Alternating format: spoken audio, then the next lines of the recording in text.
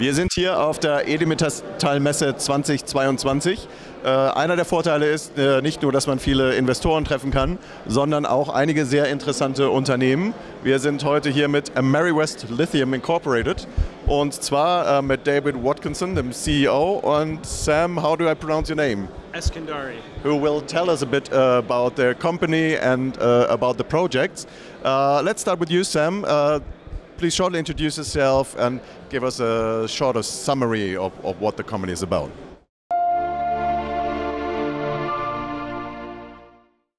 Well, thank you for that introduction. Well, I've been involved with the company from the beginning, basically. I've been involved in capital markets for some time.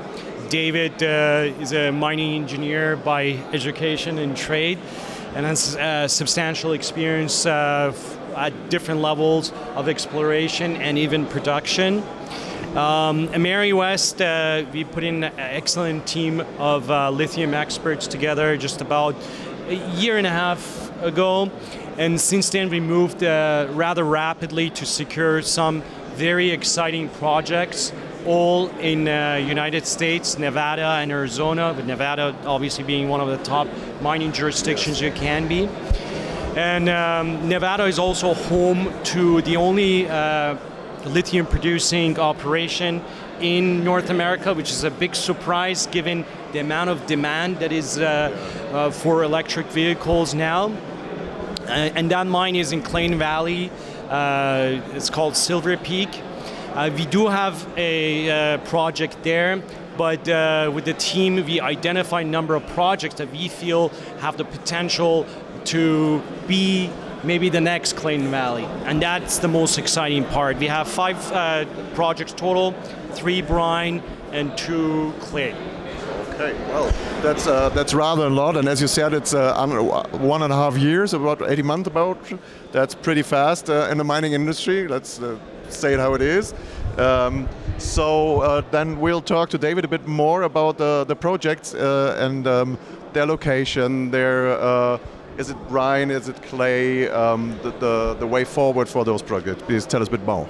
Yeah, there's 3 types of lithium deposits. So you have clays, you have hard rock deposits, which are pegmatites and other types of hard rock, and then you have brine deposits. So in Nevada, the geology is perfect for evaporative type of deposits like brine. So we went out initially and acquired 3 brine properties, and then we also looked on the edges of the valleys where the source of the lithium was, and we staked a couple of clay projects too to diversify the company. They all have different processing requirements, but Clayton Valley is where we started, where we knew that there was an operating lithium mine with a brine target, but then we went out and acquired 2 large projects. One's in Edwards Creek Valley, where we staked the entire valley, about 22,000 acres.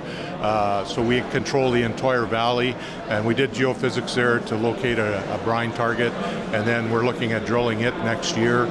Railroad Valley is a similar type of large valley that's bigger than Clayton Valley. There's a private company called 3PL Operating that's in the north, and then we're in the south on a separate target that is also about 15,000 acres in size, where we've encompassed the entire property with claims, and we'll be drilling for a brine target sometime there, probably late next year too. We have a clay property in Arizona called Thompson Valley, where it had been sampled in the 1960s by the United States Geologic Service, and so there was some historic lithium samples. We did surface sampling, about 1,600 parts per million lithium in the surface samples, so we're going to be getting ready. Thompson Valley, we have a clay deposit there where we've done surface sampling and gotten about 1,600 parts per million lithium, and that has matched the historic sampling that was done there in the 1960s. So we're getting ready to drill there. Probably we'll drill Thompson Valley first, Edwards Creek Valley, and Railroad Valley third, but potentially 3 projects we might drill next year. We have 5 projects in total, so we have a project stream that will flow through. Any one of these properties, if we hit, will be exciting for the company. That's certainly true, and it's good to know that there's a few projects where the drilling isn't that far away, because usually before you drill you have to do your geophysics studies and what have you, get all the data to see where the best drill targets are, let's say.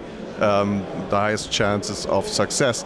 But and of course, with the several projects, we'll have, I hope, a good news flow, which is always a continuous news flow, is always a bonus.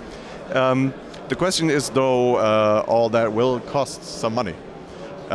So tell us a bit about how much money do you have in the bank? How long will that last? Do you have to go to the market?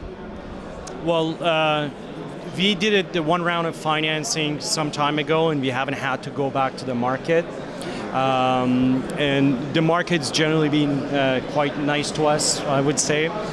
Well, given everything that is happening recently.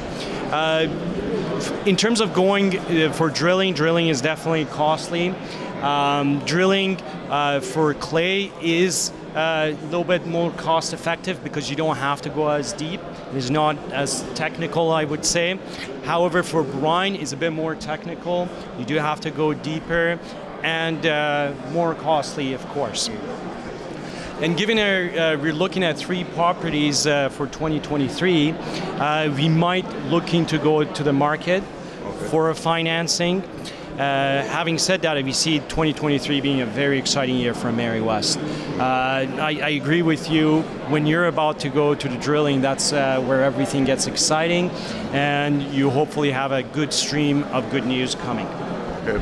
Well, we'll certainly be looking forward to it because, as we alluded to, the lithium market is, well, you can't use another word, it's pretty hot at the moment. The prices keep rising every year, every day almost. I see new quotes from the Chinese market, which of course where the largest lithium production is, and which is of course why the US is trying to have their domestic production.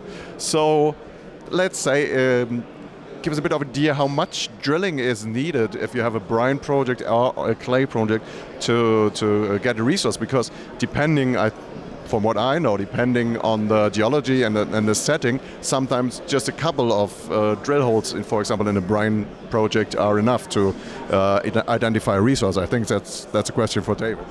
Yeah, we've taken a sort of systematic approach to the exploration. So we typically do a gravity geophysics survey that shows a basin that might trap brine. And then we do what are called magnetotellurics, which is essentially looking at the resistivity of the subsurface. So when you have a low resistivity of 1 to 2 ohm meters, that's equivalent to a high conductivity. So if you have a brine, it's usually around 1 to 2 ohm meters. So we look at underground and find these brine targets. It's going to cost probably $1 million to $1.5 million to drill a discovery hole for a brine deposit. You're looking at a 1,000-meter drill hole. A clay deposit is usually close to surface, so it might take a 100-meter drill hole in comparison, and can be drilled with a different type of drilling, RC drilling, which is much cheaper, where you might drill a core hole. So our initial focus will be discovery in the brine target, to drill a single hole to prove that the brine target we're seeing with the geophysics has lithium in it and have a sufficient concentration to develop potentially a mine down the road. So if we find that, then you're looking at drilling, maybe 10 holes, depending on the size of the target. They can be spaced fairly far apart, and so you'll be looking at, $10 to $20 million to develop a resource probably down the road, if not more, if you find that. But the exciting thing about that, if you find a brine target, you might have a mine that operates for 50 to 100 years. Albemarle in Clayton Valley has been operating since 1965. So we're hoping in our model that we can attract a major at that point who will come in and spend the money on the drilling rather than us having to raise it. So discovery is the focus right now. If we find something, we're hoping we can attract a major take it the rest of the way and maybe bring the mine into production. Well, certainly interesting story.